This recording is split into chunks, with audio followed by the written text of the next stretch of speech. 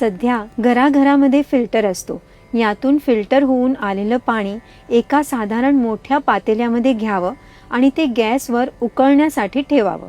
उकळी फुटली की फ्लेम मीडियम करावी आणि 20 मिनिटांसाठी पाणी उकळू द्यावं. या दरम्यान पाण्यावर झाकण ठेवू नये. 20 मिनिटं मध्यम आचेवर उकळल्यामुळे पाण्याची पातळी थोडी कमी होणं स्वाभाविक असतं.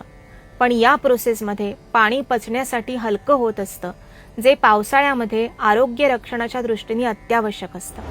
पाणी उकळताना त्यात थोडीशी सुंठ, वावडिंग, निर्मळीचं बी, अनंतमूळ, चंदन यापैकी अवेलेबल असणारं द्रव्य थोड्या प्रमाणामध्ये जर का टाकलं तर पाणी पचायला अजून सोपं होतं. या द्रव्यांमुळे पाण्याला विशिष्ट रंग आणि चव येते, ज्यामुळे पाणी प्यायलं की तहान भागते, मन आणि जीव तृप्त होतो, पचन चांगलं राहतं.